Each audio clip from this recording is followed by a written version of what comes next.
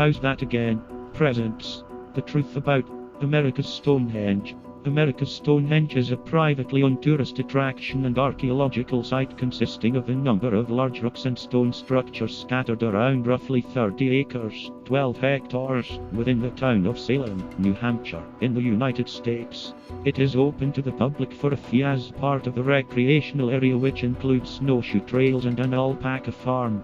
A number of hypotheses exist as to the origin and purpose of the structures. One viewpoint is a mixture of land use practices of local farmers in the 18th and 19th centuries and construction of structures by owner William Goodwin, an insurance executive who purchased the area in 1937. Some claim that the site has a pre-Columbian European origin, but this is regarded as pseudoarchaeological. Archaeologist David Starbuck has said, "It is widely believed that Goodwin may have created much of what is visible at the site today." The site was first dubbed Mystery Hill by William Goodwin. This was the official name of the site until 1982, when it was renamed America's Stonehenge, a term coined in a news article in the early 1960s. The rebranding was an effort to separate it from roadside oddity sites and to reinforce the idea that it is an ancient archaeological site. The area is named after Stonehenge in England, although there is no evidence of cultural or historical connection between the two.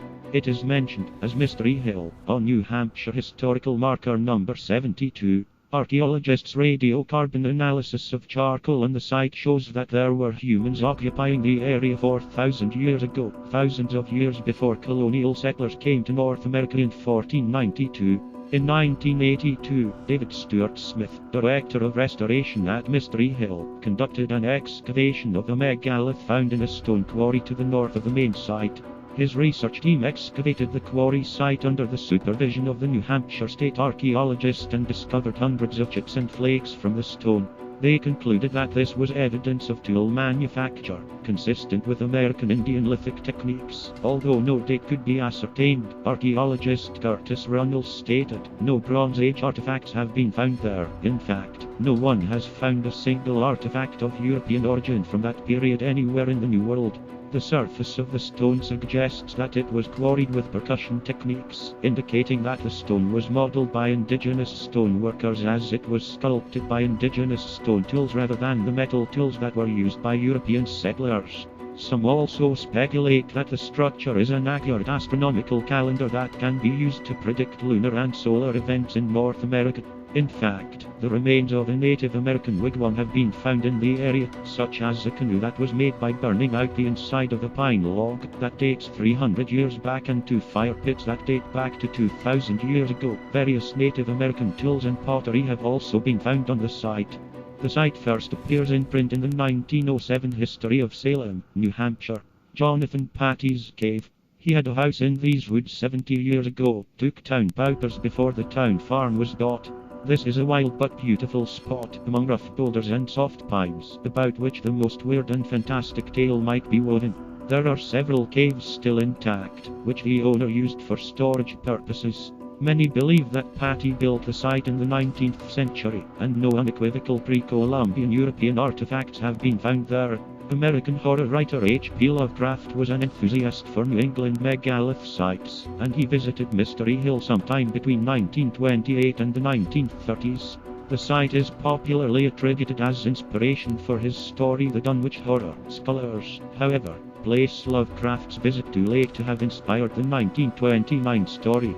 In 2019, the site was vandalized with power tools, with police saying the person may have been trying to reenact a scene from a fictional work. On March 4, 2021, New Hampshire State Police arrested a member of the online group QAnon and charged him with criminal mischief. There is a so-called sacrificial stone, which contains grooves on site that some say channeled blood, but it closely resembles lye leaching stones, found on many old farms that were used to extract lye from wood ashes. The first step in the manufacture of soap, the sacrificial stone, could have also been a cider press bed stone, a common tool among colonial farmers in New England, the grooves in the table serving to collect the cider.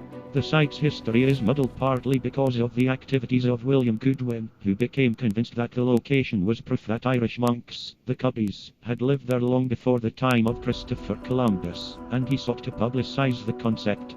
He held a strong belief that the site was built by Irish monks, and because of this he rearranged many stones to fit his theory. The site has been altered by stone quarrying, and also by Goodwin and others who wanted to move the stones to what they considered to be their original locations. Goodwin might have been responsible for much of what can now be seen. Many of the stones have drill marks from the quarrying that took place on the site. The myth that Irish people came to North America spawned from a story about an Irish priest named Saint Brendan, who was said to have sailed to North America in the late 500s or early 600s. It was because of this myth that Goodwin and others believed the site to be built by Irish monks. However, there is absolutely no archaeological evidence of this ever happening, without which the myth cannot be confirmed. Barry Fell in the book America BC, Ancient Settlers in the New World, published in 1976 and revised in 1986, provides evidence of occupation in pre-Columbian times based on astronomically linked positioning of stones and claims of Ogham writing in Celto-Iberian dialects. However, Barry Fell's specialty was marine biology, and though he wrote about archaeology and epigraphy, experts have widely deemed his writings to be pseudo-archaeological. The site has been featured or mentioned on a number of television programs, including American History Channel TV series Secrets of the Ancient World, which aired on January 14, 2002, in which Boston University archaeology professor Curtis Runnels refuted the theory that it was built by Celts in ancient history. In Search of TV series, which focused on investigating mysterious phenomena, the show presented the theory that the site was of ancient Minoan origin. The episode aired on April 24, 1977.